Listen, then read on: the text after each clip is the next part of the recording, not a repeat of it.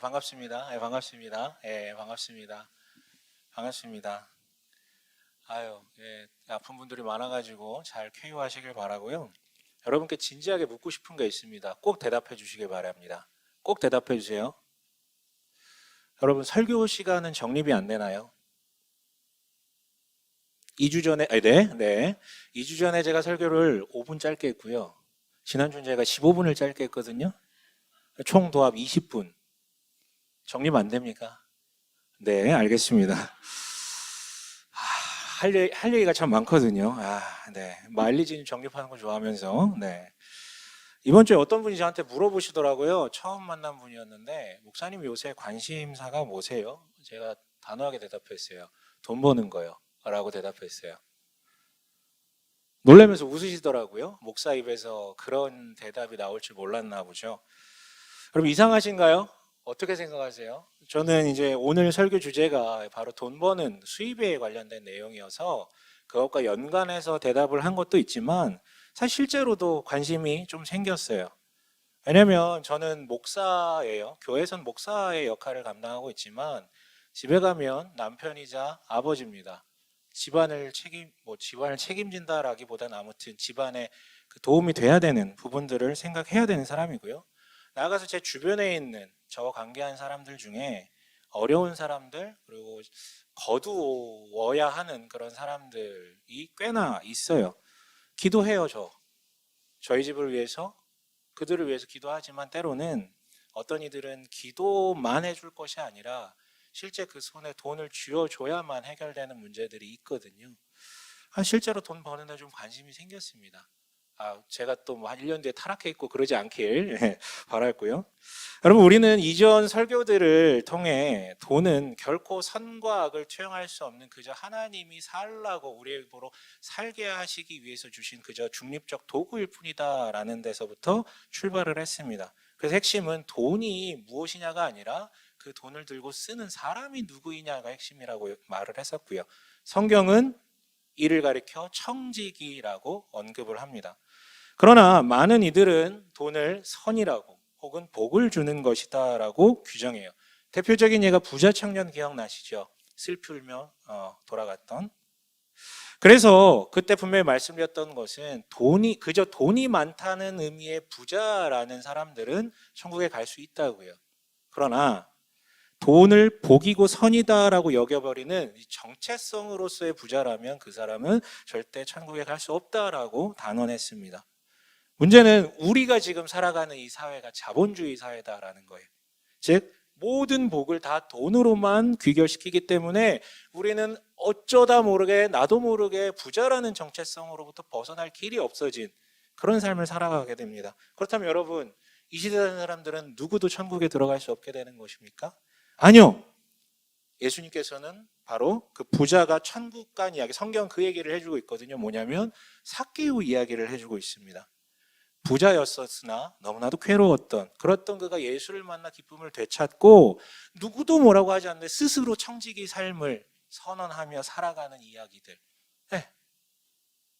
오늘부터는 조금 더 구체적인 얘기를 나누려고 하는데 특히 오늘은 수입의 측면에서 한번 얘기를 나눠보려고 해요. 오늘 본문을 읽어보셨지만 일명 열문화의 비유라는 유명한 비유입니다. 12절 함께 읽어봅시다. 12절입니다. 함께 읽어보겠습니다. 시작. 그래서 예수께서 말씀하셨다. 귀족 출신의 어떤 사람이 왕위를 받아가지고 돌아오려고 먼 나라로 길을 떠날 때에. 네, 여러분, 예수님께서는요 보통 당시의 사람들이 알만한 소재를 빌려와가지고 비유로 말씀을 하셨었거든요. 이것도 똑같아요. 여러분, 헤롯 대왕 아십니까? 예수님 태어났을 때 모든 아기들 죽여버리라고 그 명령했던 그 사람이 헤롯 대왕인데 그 사람이 로마 황제에게 줄을 기가 막히게 잘 돼가지고 왕이 됐었던 거였거든요. 그래서 그가 죽은 뒤 그의 아들 헤롯 아켈라오라는 사람 역시 아버지처럼 로마 황제에게 줄을 잘 대서 왕위를 얻으려고 떠난 일이 있었어요, 로마로. 그러나 그의 책봉을 반대하던 유대사절단 50명이 그것을 막기 위해 또 떠났던 일이 있었었고요. 네, 그 사건을 토대로 지금 비유를 해주시는 거거든요. 물론 여러분, 비유는 비유죠. 그래서 실제 결과랑은 좀 많이 달랐어요. 헤롯 아켈라오는 왕위를 받아오지 못하고요. 분봉왕이라고 표현되는 성경에 분봉왕이라는 표현들이 등장하는데 4분의 1 정도 다스릴 권한을 받아왔어요. 타이틀만이에요. 왜냐하면 로마는 이때를 빌미로 직접 통치를 하는 총리를 파송하거든요. 여러분 우리 잘 아는 빌라도도 그중 한 명이었었고요. 아무튼 이 비유 속 주인은 누구입니까? 훗날 재림하여 우주적 통치자가 될 예수님을 의미하고요.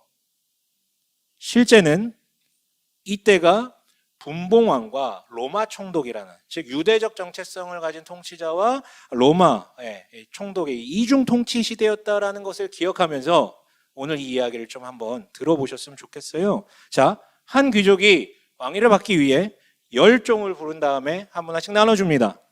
현지 시세 고려하면 1,000만 원 정도 돼요. 1,000만 원이요. 그리고 명령을 남기죠. 13절 함께 읽어볼게요. 13절이요. 네. 13절이요. 함께 읽겠습니다. 시작. 자기 종 10사람을 불러다가 10문화를 주고서는 내가 올 때까지 이것으로 장사를 하여라 하고 말하였다. 네, 장사를 하여라라는 명령을 남기는데 직역하면 이윤을 남겨라라는 뜻으로 해석하시면 될 것 같아요. 이윤을 남겨라. 자, 시간이 흘러서 왕위를 받아 돌아온 주인이 종들을 불러 모아 정산을 하죠. 첫 번째 종은 한 문화로 몇 개를 남깁니까? 10문화. 자, 그 두 번째 사람은요. 그래서 주인은 그 신실함에 대해서 칭찬하며, 기억하세요. 신실함에 대해서 칭찬하며 그 상으로 10고을을 다스리는 권세를 줍니다. 두 번째 종은 몇 개요? 5문화를 남겨오죠. 역시 상으로 5고을 다스릴 권세를 주죠. 그런데 또 다른 종은 전혀 달랐어요. 그 사람은 그 한 문화를 그대로 수건에 쌓아놨다가 갖고 와서 내놓습니다. 그리고 자신이 그렇게 한 이유를 이렇게 설명합니다. 21절 함께 읽어볼게요. 함께 읽겠습니다. 시작.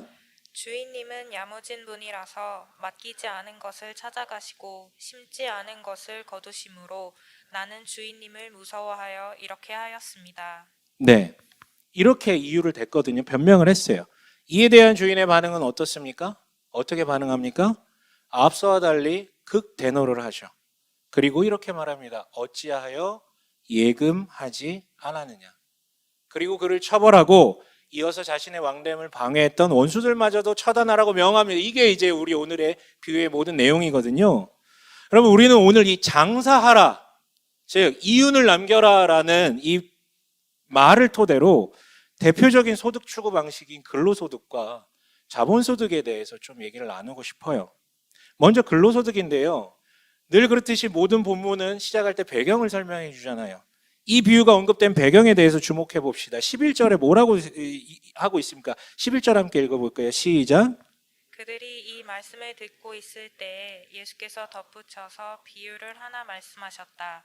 이 비유를 드신 것은 예수께서 예루살렘에 가까이 이르신 데다가 사람들이 하나님의 나라가 당장에 나타날 줄로 생각하고 있었기 때문이다. 이유가 뭐래요? 그 왕이 곧 오셔서 이 세상을 끝내버리실 것에 대한 믿음 때문에 세상살이를 그냥 설렁설렁 그렇게 사는 사람들이 많았다는 거예요. 근데 결론적으로 비유는 그거 틀렸다라고 얘기하고 있는 것이죠. 이 주인으로 대변되는 예수님께서는 오히려 다른 얘기를 지금 하고 계시거든요. 뭐라고요? 장사를 하라고요. 놀지 말고 장사를 하라고요. 당연히 이건 비유이기 때문에 이 말이 지금 우리 모두 나가서 사업하라는 말은 아니에요. 핵심은 왕이 돌아온 다음에 그들에게 했던 평가에 있어요. 뭘 평가했는지에 따라서 의미가 달라진다라는 것이죠. 뭐라고 평가합니까? 15절에 보면은 뭐라고 나와 있습니까? 함께 읽습니다. 15절에 함께 읽습니다. 시작. 그러나 그 귀족은 왕위를 받아가지고 돌아와서 은화를 맡긴 종들을 불러오게 하여 각각 얼마나 벌었는지를 알아보고자 하였다. 네, 각각 얼마를 벌었는지를 알아보고자 하였다. 이거 근데 사실 조금 잘못된 번역이에요. 직역하면요, 개역개정에도 이런 식으로 번역이 되어 있는데 얼마나 많은 거래를 하였는지예요. 얼마를 벌었는지가 아니라 얼마나 많은 거래를 하였는지. 즉 벌어들인 양이란 그 결과에 주목하는 게 아니라 얼마나 열심히 거래를 주고 받았는지를 보고자 했다라는 거죠. 이윤을 남기기까지의 과정을 주목하고 싶었다라는 거예요. 그리고 왕은 이러한 이유로 상을 준다고 분명히 얘기했어요. 무슨 이유로 내가 너에게 10고을 다스릴 권세를 주겠다고요? 네가 신실했기 때문에, 너의 신실함 때문에 내가 이런 것을 주겠다라고 얘기를 하죠. 우리에게 익숙한 말로는 충성됨이에요. 충성됨. 주인의 것을 가지고 주인이 돌아올 날만 그냥 탱자탱자 기다리는 게 아니라 명령대로 수행하는데 그저 복종하는 것이 아니라 자신이 할 수 있는 최선을 다해서 노동하였다라는 것에 대해서 지금 칭찬하고 있다라는 것이죠. 다시요, 얼마나 남겼느냐가 아니라 결과가 아니라 신실함에 대해서 칭찬하고 있는 거예요. 그리고 그렇게 신실한 노동에 따른 결과적으로 일에 대한 대가, 즉 근로소득도 지금 부산물로 발생하고 있다라는 것이죠. 여러분 창세기 1장 28절에서는요 하나님께서 분명히 이렇게 명령하셨어요. 함께 읽어볼까요? 하나님이 그들에게 복을 베푸셨다. 하나님이 그들에게 말씀하시기를 생육하고 번성하여 땅에 충만하여라. 땅을 정복하여라. 바다의 고기와 공중의 새와 땅 위에서 살아 움직이는 모든 생물을 다스려라 하셨다. 네, 이게 뭡니까? 이거 너무 자주 언급했잖아요. 창조 명령에 너 이렇게 인간은 이렇게 살아야 된다고요. 충만하여라, 다스리라. 그러나 타락을 거친 후 다시 하나님 나라를 여신 예수님께서는 승천하시기 직전 제자들에게 이렇게 명령하셨죠. 땅 끝까지 이르러 내 증인이 되리라. 똑같은 얘기예요. 다른 버전일 뿐이죠. 그런데 오늘 본문은요, 비유긴 하지만 우리에게 보다 더 생활 밀착형으로 이런 버전으로 얘기를 합니다. 뭐라고요? 이윤을 남기라고요. 같은 얘기예요. 여러분 생각을 깨뜨리십시오. 선교와 노동이 다른 것입니까? 사역과 근로가 다른 것입니까? 여러분 입으로 대답해 보십시오. 다른 것입니까? 제가 하는 것은 거룩한 것이고 여러분들이 피땀 흘려서 욕먹어 가면서 돈 버는 건 부정한 것입니까? 아니요. 무엇은 속되고 무엇은 거룩한 게 아니라 동일한 정체성, 즉 청지기로서 동일한 신실함 아래 자신에게 맡겨진 역할, 그 현장에서 노동하는 거예요. 똑같은 거예요. 그리고 왕은 그 신실함의 대가로 무엇을 주었습니까? 고을을 다스릴 권세를 주었어요. 여러분 이거 이상하지 않나요? 왜 돈을 벌었는데 돈으로 줘야지 권세로 줍니까? 왜 통치권을 줍니까? 여러분 이 의미는요, 그저 대단한 상을 주었다, 진짜 엄청난 상을 주었다가 아니고요, 주인을 보고 일했던 이미 검증된 신실한 청지기이기 때문에 하나님 나라의 일부분을 그에게 맡기고 있다라는 의미가 되는 거예요. 다만 그에게 주어진 현장이 사업이었을 뿐이죠. 다만 저에게 주어진 현장은 목회일 뿐이죠. 그렇죠? 선교와 노동은 다른 게 아닙니다. 그리고 신실함을 인정받는 그 청지기가 있는 그곳이 하나님 나라가 되는 것이에요. 그 가운데 부산물로 소득이라는 것도 생기게 되고요.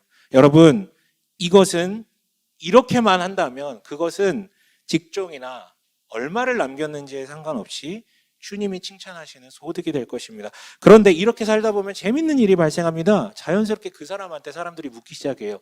당신은 왜 그렇게 노동을 합니까? 왜 우리랑 좀 다르게 그렇게 근로를 하십니까? 왜요? 창세기 3장 17절 18절에 이런 구절이 나와요. 함께 읽어볼까요? 시작. 내가 아내의 말을 듣고서 내가 너에게 먹지 말라고 한 그 나무의 열매를 먹었으니 이제 땅이 너 때문에 저주를 받을 것이다.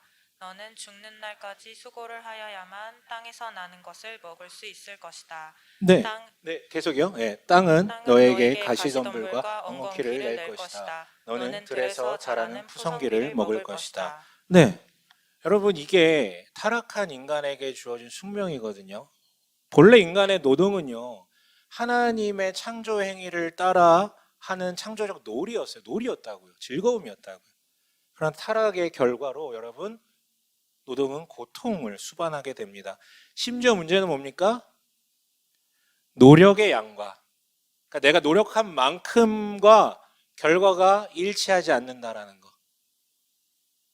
그렇잖아요, 여러분. 오늘 본문의 비유도 얘기하잖아요. 동일 조건이었어요. 그렇죠? 한 문화씩 줬어요. 동일하게 열심히 신실하게 노동했어요. 근데 누구는요 10문화를 남기고요, 누구는 5문화를 남기고, 이게 현실을 반영하고 있는 거예요. 똑같이 열심히 해도 결과는 다를 수 있다라는 얘기를 하는 거예요. 그런데 우리 세상은 어떻게 합니까? 과정을 봅니까? 아니요. 결과를 보죠. 네가 얼마나 남겼는데 너 노력 안 한 거야. 그러니까 사람들은 어떻게 됩니까? 노력해도 안 되잖아. 해서 뭐해? 내가 노력해서 회사 좋으라고 해? 라면서 설렁설렁 하게 되죠. 계속 딴 생각을 하게 되고요. 그러나 청지기들은요, 이 주인에 대한, 그러니까 그 사장에 대한 신실함이 아니라 주인에 대한 신실함으로 그 현장에 있기 때문에 전혀 다르게 살아갑니다. 그러니 사람들이 묻게 되는 것이죠. 당신은 왜 그렇게 사냐고요. 한 언론인이 그 테레사 수녀한테 이렇게 질문했던 적이 있었어요. 캘커타 거리에서 죽어가는 모든 이들의 필요를 채워줄 수 없는 것을 우리 모두 안에 당신도 알고 있는데 그러면서도 왜 그들을 그렇게 계속 돕습니까? 당신도 알면서 안 된다는 거. 그녀는 이렇게 대답했다죠. 나는 성공하라는 명령을 받은 적이 없습니다. 내가 받은 명령은 신실하라는 것이었었습니다. 여러분, 핵심은 청직이라는 정체성에서 비롯된 신실함이에요. 그리고 이 마음가짐으로 근로의 현장으로 들어가는 사람들에게 드러나는 열매는 성실함이에요. 성실함으로 드러나게 되어 있습니다. 이 성실함이 없다면, 이런 청직이라는 정체성이 없다면 여러분 우리 사회는요, 노력과 결과가 비례하지는 않는데 결과로만 평가하는 세상이잖아요. 그럼 이런 세상에서 어떤 이들은 나태함으로 일관하고 혹은 노동 없는 한 방으로 내 인생 뒤집을 걸 기대하며 혹은 타인의 노동의 대가를 착취하는 식으로 시선을 돌릴 수밖에 없어요. 혹은 교회에서 많이 들었듯이 성과 속을 나눠서 돈벌이를 속된 것으로 치부해버리는, 이렇게 흘러가거나요. 여러분 아니요. 할 수 있는 한 성실하게 일하십시오. 성실함은 근로소득에 있어서의 신실함의 지표고요. 그건 하나님이 기뻐하시는 소득입니다. 자, 그리고 본문에 또 다른 소득이 언급되는데요. 23절에 뭐라고 주인이 질타했었습니까? 23절에 함께 읽어볼까요? 시작. 그러면 어찌하여 내 은화를 은행에 예금하지 않았느냐? 그랬더라면 내가 돌아와서 그 이자와 함께 그것을 찾았을 것이다. 은행과 이자. 네, 두 번째 소득은요, 자본소득이라고 표현할 수 있어요. 그럼 본래 하나님께서 주신 율법에 의하면 이자는 금지되어 있어요. 구약시대에 금지되어 있었다고요. 그래도 여러분, 돈 빌려야 될 때가 있잖아요. 왜요? 투자하기 목적이 아니더라도, 아니, 악과 고통의 문제는 이스라엘 사람들은 비껴나간답니까? 아니요, 하나님 보아셔도 그들도 악과 고통의 문제에 노출되어 있었어요. 그래서 열심히 살았는데 비가 안 와. 자연재해가 와. 누가 아파. 돈 빌려야 될 수 있다고요. 그런데 왜 이 자본소득을 금지합니까? 왜냐하면 하나님 나라에 있는 이스라엘은 모두 주 안에서 한 형제자매이기 때문에 빌려줄 수는 있다는 거예요. 단 이자는 받지 말라는 거예요. 어찌 형제 이자를 받겠냐고요. 오히려 네가 기금을 평소에 모았다가 그걸로 구제해 주라고 얘기를 하고 있습니다.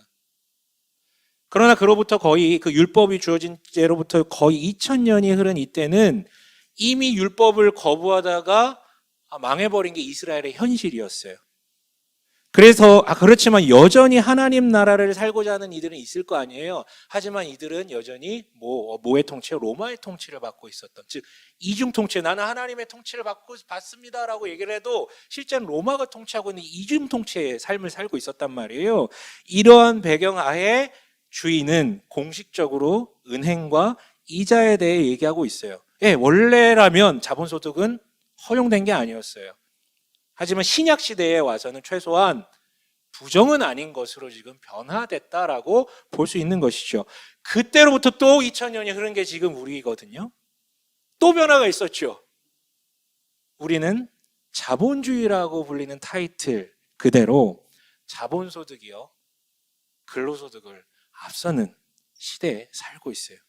그래서 여러분 우리는 자본소득을 무시해서도 안 되고요, 심지어 외면해서도 안 됩니다.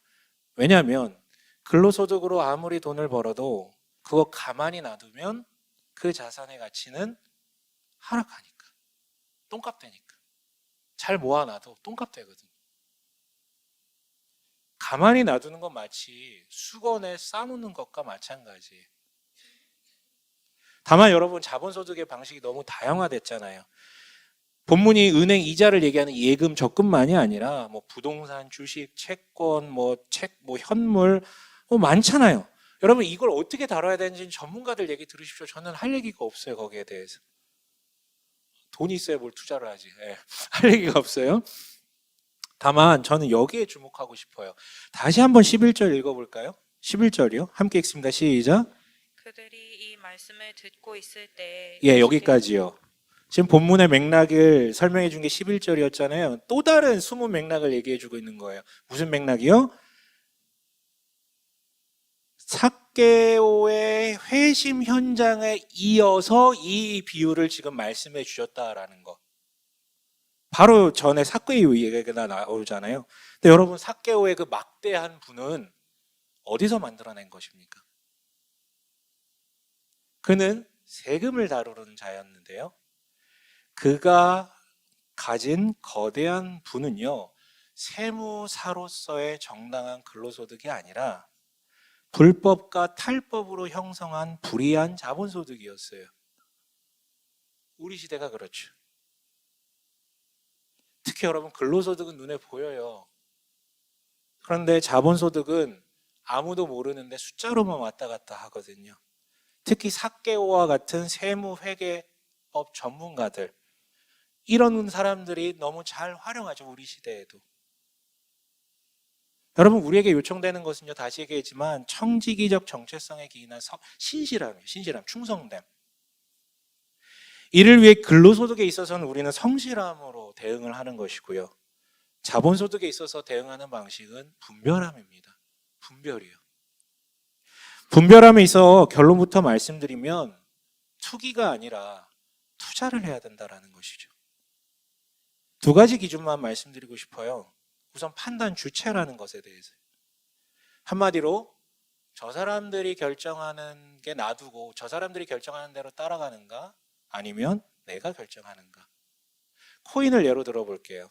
미리 말씀드리자면 저는 여기서 누가 코인을 했고 안 했고 지금도 갖고 있고 아니고 잘 몰라요. 누구 아버지가 했다는 것만 난 들었었는데 잘 몰라요. 그래서 누구를 이제 정죄하기 위함도 절대 아닙니다. 혹시 한 사람 있으면 저한테 얘기해 주세요. 제가 밥은 사드릴게. 네, 아무튼 위로라도 해드려야 될 것 같아서. 그런데 여러분 이 코인이 처음 나올 때 엄청난 논쟁이 있었었죠. 이게 과학기술의 발달로 열린 즉 4차 산업혁명 시대의 신사업이냐, 반대로 그저 사람들의 욕망을, 그러니까 계속 인류의 역사 동안 계속 있었던 그 사람들의 욕망을 자극하는 투기냐, 심지어 폰지 사기냐. 즉 생산성과 연결된 실물이 하나도 없고 무엇보다도 누가 손해를 봐야 누가 이익을 보는 이 닫힌 구조의 제로섬 게임이라는 이유로 반대했어요. 하지만 여러분 아무 의미 없었죠. 논쟁하면 뭐합니까? 엄청나게 돈 많이 벌었다는 사람들이 나오고 언론에서 계속 그것을 소개해 주니까 특히 부모 세대처럼 부동산으로 자본소득 추구가 어렵다라고 여겼던 젊은이들 탁월히 뛰어들었죠. 묻지마 광풍이요. 여러분 실제 돈 번 사람들이 있어요. 돈 버는 시기도 있었고요. 그러나 많은 이들이 피눈물 흘린 것은 더 분명한 사실이에요. 여러분 저는 예로 들었을 뿐 코인 얘기하는 게 아닙니다. 이처럼 이 자본소득, 이 수단이 어떤 원리, 어떤 구조로 돌아가는지에 대한 아무 이해 없이 그저 남들이 돈 많이 번다고 하니까, 즉 남들이 다 하니까 그냥 다 뛰어드는 것. 이것은 여러분 자신이 스스로 결정한 게 아니죠. 남들에 의해 결정당한 거죠. 이런 걸 가리켜 여러분 투기라고 합니다. 주식도 마찬가지예요. 주식은 코인과 좀 다르죠. 닫힌 구조가 아니라 열린 구조예요. 할 수 있어요. 다만 이거 사면 무조건 돈 번데 지금 반드시 사야 된다는 그런 어떤 타인들의 말에 의해 결정한다는 건 투기죠. 허나 그 회사가 어떤 회사인지 사업 보고서를 읽고 재무제표를 확인하고 스스로의 내가 원칙을, 타협하지 않는 원칙을 가지고 한다면 그것은 투자입니다. 여러분 투기가 아니라 투자를 해야 돼요. 그런데 여러분 여기까지는요 세상에서도 얘기해 주는 이야기들이에요. 좋은 선생님들이 이 정도는 다 얘기해 줘요. 상식이 있는 분들이. 그런데 그리스도인은 여기서 하나 더 분별할 필요가 있죠. 뭐냐면 영향력이요. 이게 두 번째 분별 기준입니다. 그러니까 신앙적으로 볼 때는 나의 이익만을 고려해서 한다면 그건 투기고, 어떤 영향력이 펼쳐질지까지도 고려하고 한다면 그건 투자예요. 주식을 예로 들어볼까요? 자, 다 문서로 확인했어요. 숫자가 완벽해. 회계가 완전 나이스야. 여기는 무조건 돈 버는 회사야. 그러나 용병 회사야. 대부업체야. 악덕 기업이야. 여러분, 아무리 회계가 건전해도 만약에 인간성을 훼손하는, 생명을 박탈하는, 세상을 파괴하는 이런 식의 돈을 버는 회사에 자본을 넣는다면 그건 투기입니다. 그들이 만드는 악한 영향력에 일조한 것이니까요. 그래서 여러분, 숫자만 봐야 될 것이 아니라 그 회사의 존재 목적과 가치를 봐야 되고요. 거기서도 그치는 게 아니라 실제 그 회사를 경영하는 오너든 경영자든 이 사람이 지금까지 어떻게 경영해 왔는지도 봐야 돼. 왜냐하면 말은 뭐 누가 못해. 말은 뭐 사회를 위해 공헌하는 누가 말을 못합니까? 사람들이 좋아하는데 실제 어떻게 살았는지를 봐야죠. 여러분, 부동산도 그런 면에서 마찬가지죠. 지금 집값 떨어져서 곡소리 나잖아요. 사실 여러분, 떨어진 적이 있습니까? 떨어진 적 없어요. 진짜 말도 안 되게 미친 듯이 올랐던 게 조금 내려갔을 뿐이죠. 지금까지요, 여러분, 대부분의 부동산 소득은요, 투기에 가까웠습니다. 그 미뤄온 영수증이 지금 우리에게 청구되고 있을 뿐이죠. 지금껏 이런 소득 추구가 누구에게 어떤 영향을 미치는지 아무도 관심 없어서 심지어 정부에서도 그것들을 계속해서 푸시를 했고요. 다만 지금까지 몰라서 그랬다면 괜찮지만 이제는 그러면 안 될 것 같아요. 물론 그렇다고 해서 부동산으로 소득을 얻는 것이 무조건 악이라는 얘기는 절대 아닙니다. 방법론은 고민해야 되겠죠. 이제는 좀. 물론 장기적으로는 나라가 그 역할을 감당하는 게 맞아요. 여러분, 우리는요, 주인이 주신 것으로 살고 주인의 것을 대신 다스리는 청직입니다.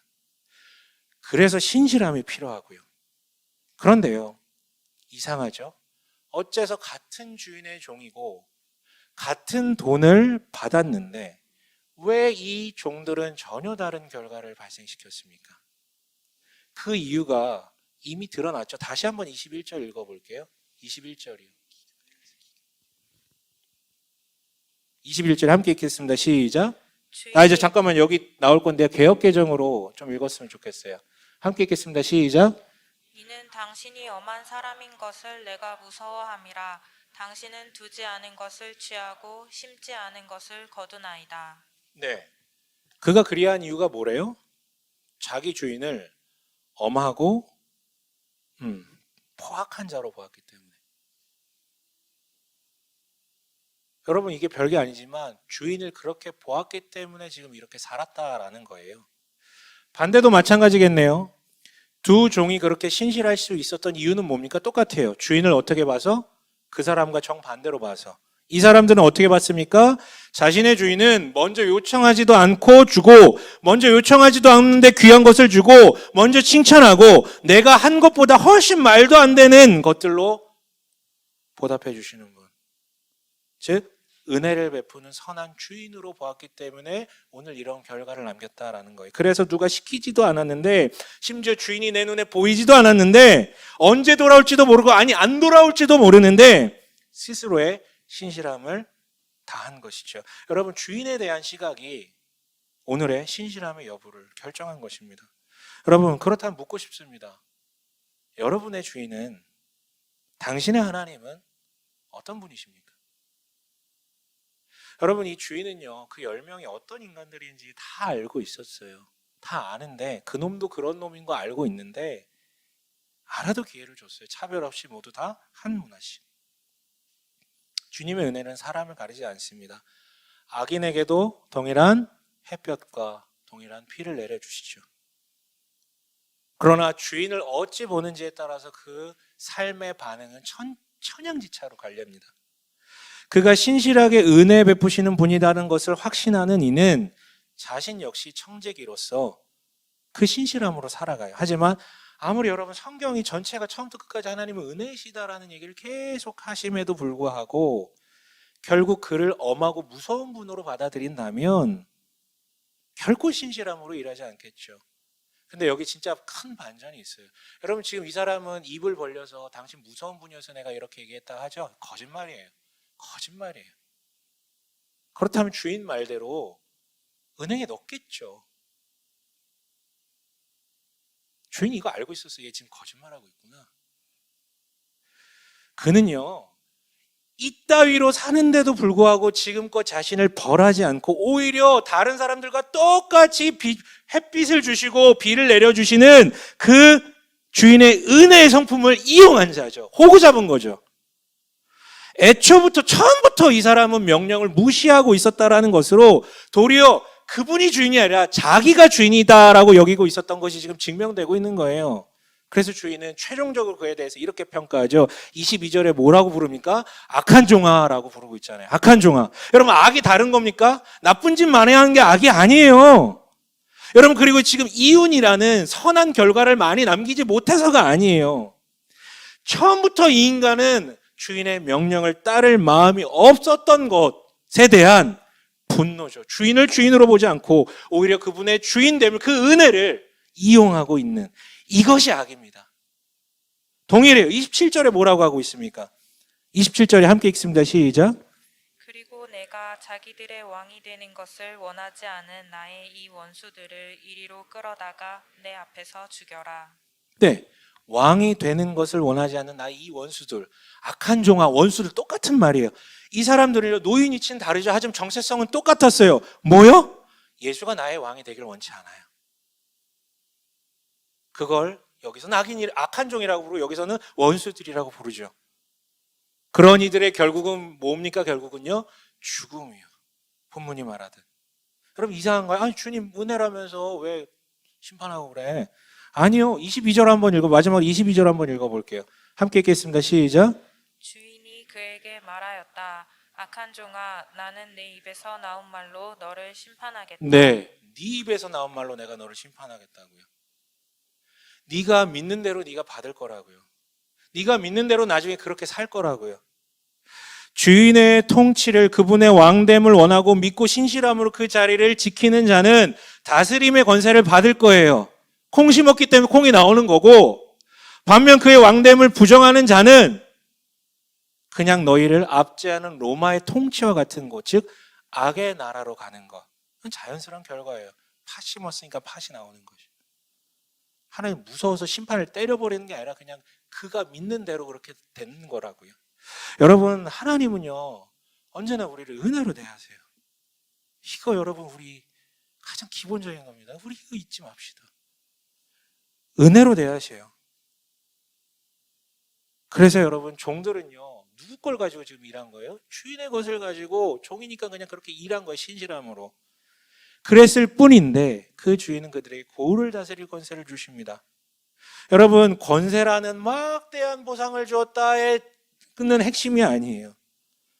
이게 핵심이죠. 그를 더 이상 종이 아니라 뭘로 삼아주셨다고요? 분봉왕이라는 말을 했잖아요. 다는 아니지만 일부를 다스릴 권세를 줬다. 분봉왕으로 세워줬다라는 거예요. 이게 핵심이에요. 더 이상 종이 아니라 너희는 더 이상 죄의 종이 아니라 무엇에도 구속되지 않는 자유자로. 심지어 분봉왕이면 누구예요? 왕의 자녀가 왕이 되는 거잖아요. 그러니까 너를 왕이자 자녀로 삼아주시겠다라는 거죠. 그죠? 주인의 것을 가지고 신실했을 뿐인데. 여러분 이처럼 처음부터 끝까지 은혜로 베푸시는 분, 이게 우리 주님의 정체입니다. 여러분 다시 한번 물어볼게요. 당신 손에 들린 그 돈이라는 도구를 들고 있는 당신에게 하나님은 어떤 분이십니까? 당신에게 얼마가 들려져 있느냐, 얼마를 벌었느냐, 혹은 헌금을 얼마나 했느냐, 다 부차적이에요. 중요한 것은 주인을 향한 꺾이지 않는 마음. 그게 신실함을 만들어내고 그게 성실함과 분별함을 만들어내는 것입니다. 마실게요. 여러분 수익을 추구함에 있어서 근로소득에는 반드시 성실함으로 대응하시고 자본소득에는 반드시 분별함으로 대응하십시오. 다만 높아심에서 두 가지를 요청드리고 싶어요. 우선 여러분, 실수는 당연하다라는 것이, 제가 오늘 좀 여러 가지 예를 들며 좀 세게 얘기한 부분도 있는데, 실수 다 할 수 있어요. 다 그렇게 살기 때문에 다 따라가게 된다고요. 처음에는 돈은 그만큼 강력하고, 우리는 자본주의 사회를 사는 그리스도인으로서 늘 사케오 딜레마, 하나님은 내 먹을 거 바로 안 주는데, 돈 벌어야 되는데, 근데 다들 저렇게 사는데 그 가운데 하나님의 부재를 느끼면서 막 실수도 할 수 있다고요. 괜찮습니다. 다만 오늘 메시지가 전해졌고 인정이 됐다면 인정하되 계속 반복하지 마십시오. 그건 실수가 아니라, 만약 계속 반복한다면, 이렇게도 계속 여러분 귀에다도 얘기를 해줬는데도 반복한다면 그건 당신이 청직이 아니라는 증거일 뿐입니다. 또 하나는 이윤이라는 결과의 측면에서 그리스도인은요, 정말 안타깝게도 세상 사람들에 비해 조금 뒤처질 수밖에 없다라는 것, 이거 인정할 필요가 있어요. 그럼 그게 현실입니다. 다시 얘기하자면 우리는 타락의 현실 아래 살고 있습니다. 타락의 영향 아래. 그리고 그 타락이라는 문명의, 그러니까 그 기조 아래 형성된 문명에서 수익을 추구한다라는 것은요, 이 안에서 타인을 향한 영향력까지도 고민하면서 돈 벌려고 하는 사람은 자기 자신만을 생각하면서 돈 버는 사람을 결코 이길 수가 없어요. 절대로. 아이, 간단하잖아요. 제게 1, 2, 3이 교회 안 다녀요. 그러나 이길 수 없다 그랬지 못 본다고 얘기 전 하지는 않았습니다. 제발 여러분, 자기만 바라보고 사는 사람들과 경쟁하지 마십시오. 그 사람들 보면서 분통 터뜨리지 마십시오. 그리고 청지기로서 번 돈은 사람을 죽이는 돈이 아니라 당신도 살리고 세상을 살리는 돈이 될 것입니다. 부디 그의 통치를, 완전한 통치를 기다리면서 기꺼이 청지기로서, 그 신실함으로써 수입의 현장을 마주하길 바랍니다. 그리고 그 과정에 참된 복이 있기를 기원하고, 저는 그런 이들을 위해 기도해야 할 것입니다. 부디 그런 청지기, 신실한 청지기가 되시길 주의 이름으로 간구합니다. 아멘.